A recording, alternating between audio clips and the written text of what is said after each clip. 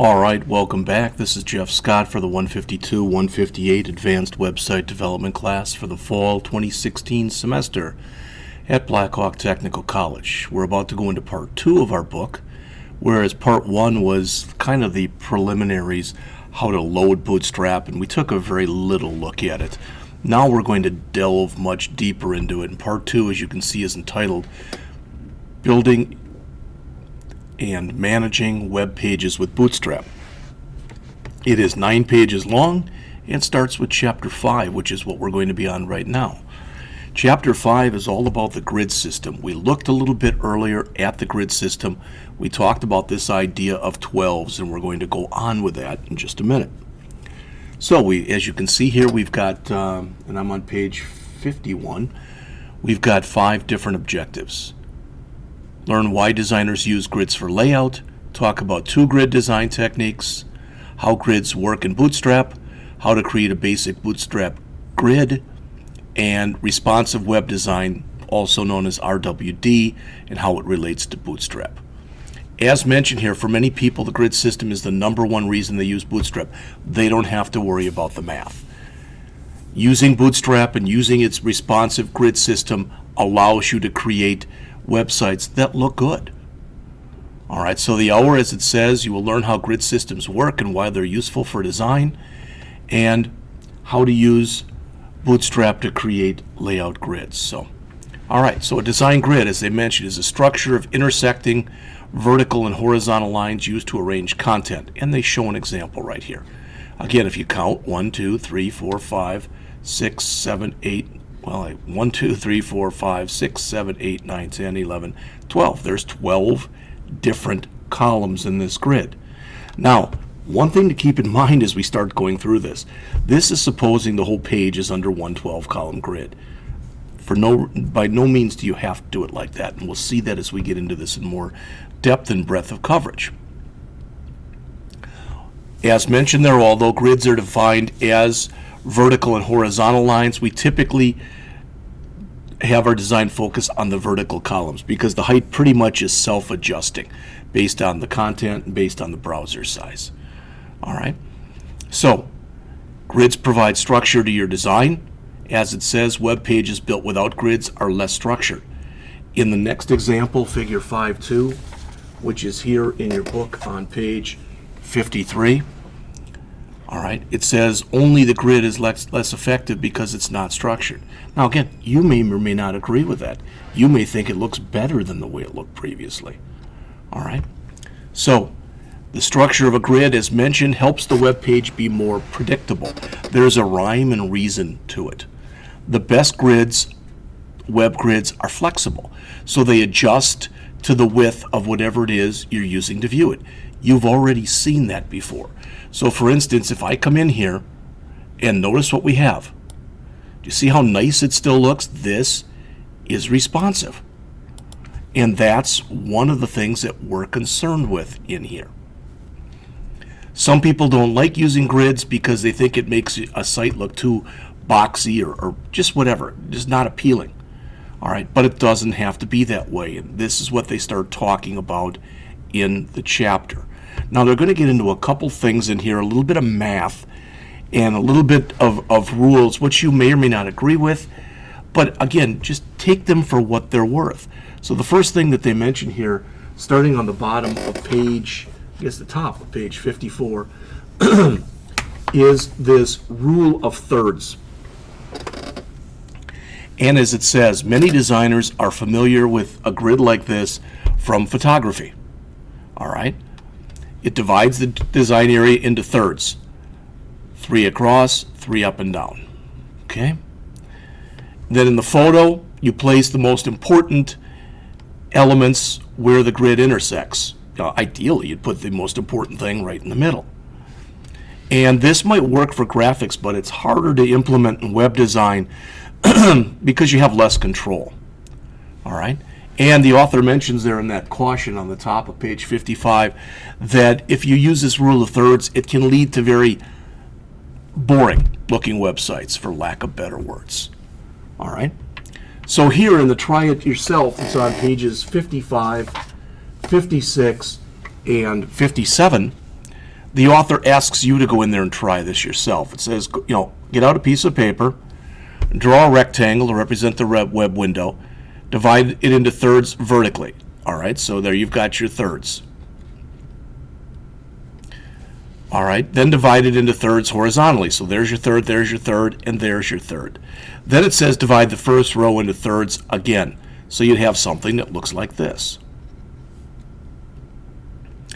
Add in things like a logo, headlines, etc., and you see what you have here. All right, so you can set this up any way you want, and this is what I mentioned before. The idea is going across, this has to be equal to 12. But, this could be 4, 4, 4, 4, 4, 4, 4, 4, 4, 4 again, and it may end up being something else in here. So as the author mentions, you can do the same kind of thing with columns and create even more layouts. All right. All right, the next part of the chapter is what I probably found to be the most confusing. And this starts on the bottom of page 57, and it goes on to page 58. Luckily, it's only a couple pages long. But they talk about this golden ratio. And it says there, one of the reasons that the rule of thirds works so well is because it approximates a relationship found in nature, the golden ratio, which has been used since Greek and Roman times. And it's a whole idea of things being proportional. All right, and it says the reason that the two-column grid design described previously works is because the 1/3 to 2/3 ratio is close enough to what's called, phi, and whatever that symbol is. I probably should have looked it up, but I didn't. So when you're working with web designs, if you can't get an exact ratio, using the rule of thirds is a good alternative. Well, if I do go out, for example, to Wikipedia.org, and I type in here golden ratio. All right, you see I do get something. In mathematics, two quantities are the golden ratio if their ratio is the same as the ratio of their sum to the larger of the two quantities. All right, and they mention the formula that's used in order to do this. All right. And mention here, some 20th century artists and architects have proportioned their works based on this, especially in the form of a golden rectangle, in which the ratio of the longer side to the shorter side is believed to be set up to be aesthetically pleasing. All right? I always look at it this way. The old saying, beauty is in the eye of the beholder. So to some people, when you look at this stuff, you're like, wow, this is really good. I get what they're doing. I get how they're doing it. I get how it flows. And other people, they don't agree. All right? So let's put this in bootstrap perspective.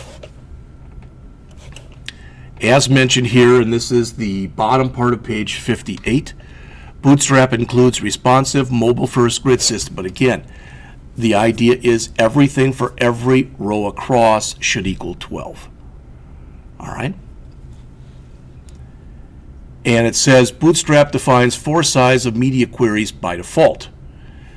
Anything smaller than 768 pixels wide is considered to be used for a small phone.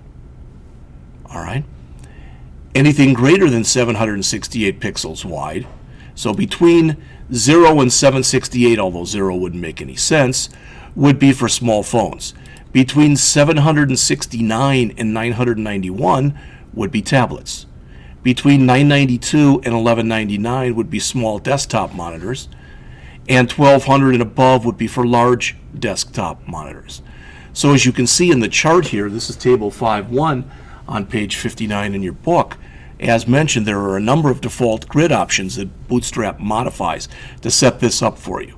And if you look, some of the keywordage, XS for extra small, SM for small, MD for medium, and LG for large. All right? And again, the idea is, I'm not going to say you kind of get these for free, but in a way you do. They are built-in media query sizes. All right? So as far as how to create grids in Bootstrap, as it says, you simply write your HTML and add appropriate classes to put the content into a grid.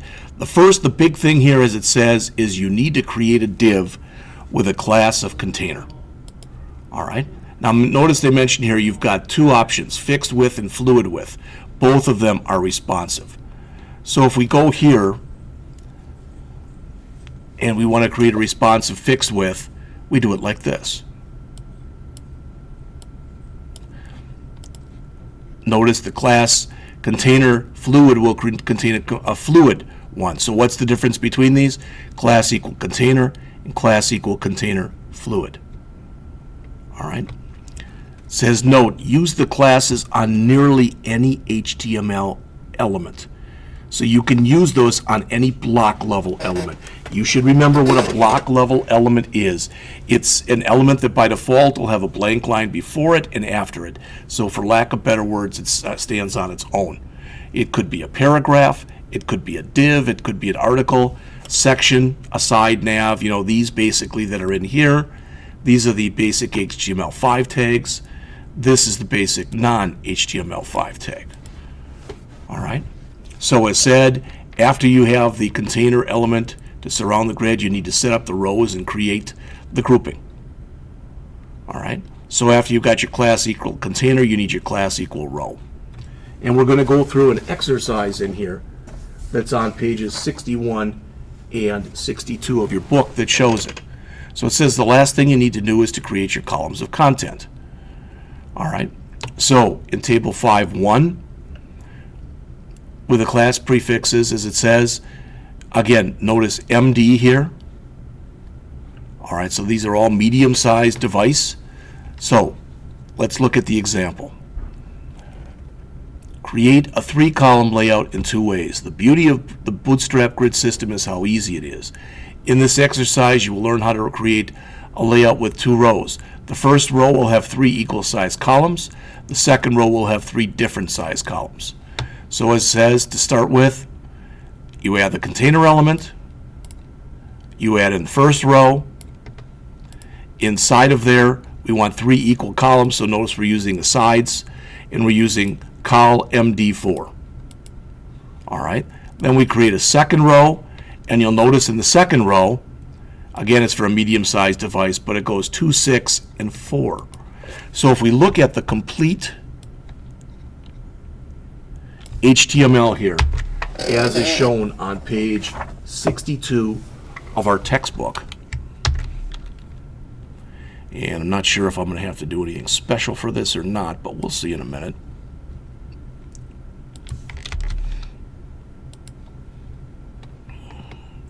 Let's put it in here and we'll call this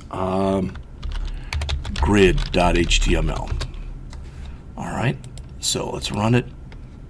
Okay, so there's column 1, that's 4, column 2, which is 4, and column 3, which is 4. So that makes up the first 3, or the first row rather.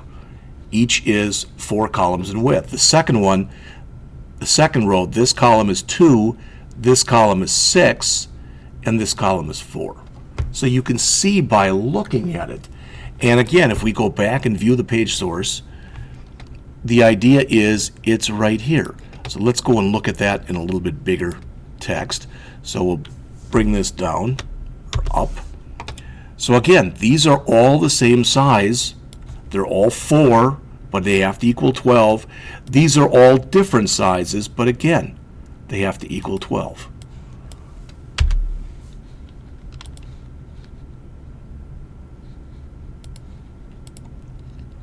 So as it says, to set up grids of different size, you use multiple classes. So there's a lot of different ways that we could do this.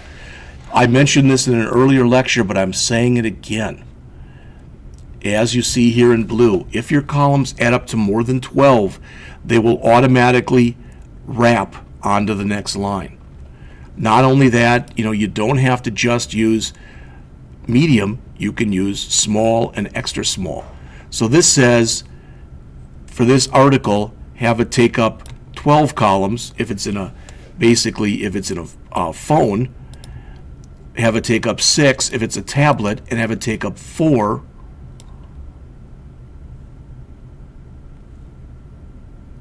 if it's in a desktop type of thing. All right. So, responsive column resets, pages 63 and 64. It says one issue you might run into with certain designs is at certain breakpoints the columns don't clear correctly, especially when one is taller than the other. So in other words, when you're going from that magic 768 to 769 or vice versa, or one of the other numbers that's in there, okay, that it might look a little funky if everything isn't exactly the same size. All right, so to fix this, as it says, you can use a clear fix, all right, and other responsive utility classes. The idea, okay, the idea behind these classes, just so you know, is what you want to have happen is you want the experience to be as natural for the user as possible. So as they go in here and they start going and doing this type of thing, all right, so here they're looking at it on a phone. Here they're looking at it on a tablet. And here they're looking at it on a desktop machine. You want them to have basically the same experience regardless. Well, something like this may have to be changed dramatically based on exactly how you're viewing it. So you can see it here, but notice that as I keep changing it, all right, do I want it to remain exactly like that, or is it going to end up looking different? I don't know. All right.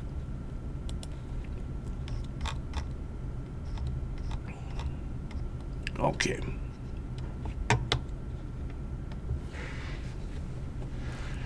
So they show some examples of that in here.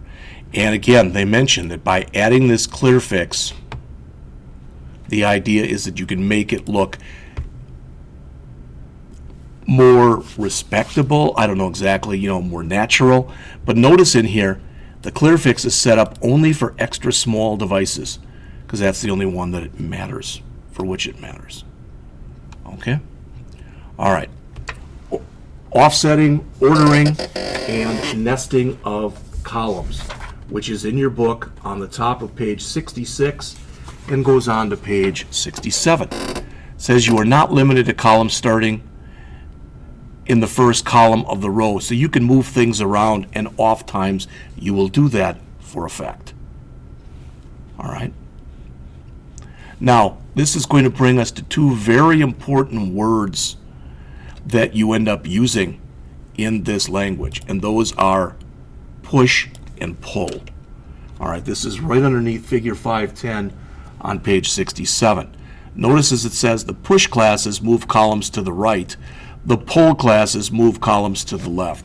You will see this when we look at left justifying, right justifying, putting a nav bar maybe in the upper right hand corner, etc. All right, so we'll look at that in more depth and breadth of coverage in a later lecture. All right, finally the chapter ends on pages 67 and 68, responsive web layouts in Bootstrap. Again, one of the benefits of Bootstrap is that it's responsive by default. When you create a grid layout, it's automatically responsive. It'll automatically stack for extra small devices, so for phones. But responsive designs can do more than stack. You can do other things for different kinds of effects.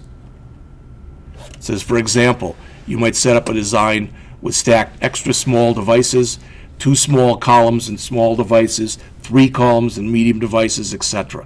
So you'll notice here the key thing is that's the small size, that's the medium size, that's the large size. All right, and we can do some offsetting too, just for moving things around and setting it up the way we think it should be set up. So that was a very simplistic lecture talking about the grid system. I did want to mention something to you. Don't want to get too far off topic here.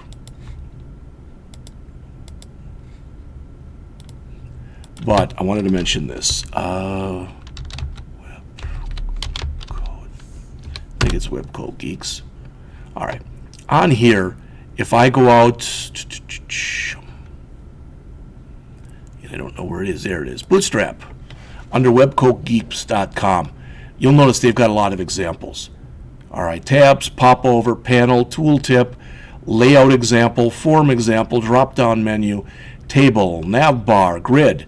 All right. So there's a bunch of them there, and there's some on the next page too. I guess one. A modal example. I'm going to try as best I can to go through as many of those as I possibly can, and I'll do those in separate lectures. And the code is already out there. So in other words, if I go out to this one, there's an article on it. All the code is given here. It shows you what it'll look like. Plus, it allows you to download the source code. And I'll do both of those. I'd like to do all of them. A lot of it's just going to depend on how much time I have. All right? So, what if I don't want my page to be responsive? Can I turn it off? Well, you can, but again, that's kind of defeating the purpose of using Bootstrap. All right, you remove the viewport meta tag from your head. You add a default width to the container class. You remove any nav bar collapsing and expanding behaviors. You make sure your grids are set up with call XS classes, and you leave the respond.js in place. Are grids the only aspect of responsive design that Bootstrap does? All right?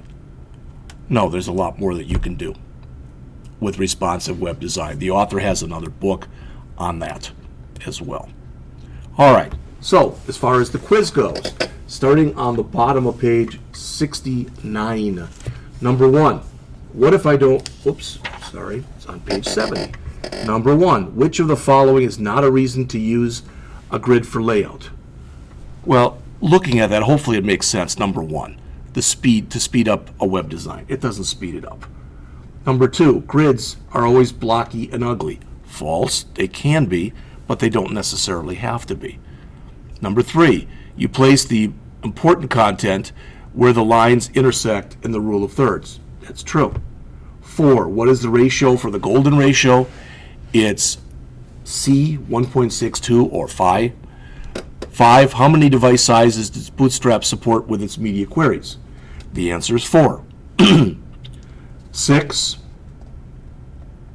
all grid rows must be inside a container element with a dot container class. True. Number 7, what is the line of code that's being shown there? What does that line do?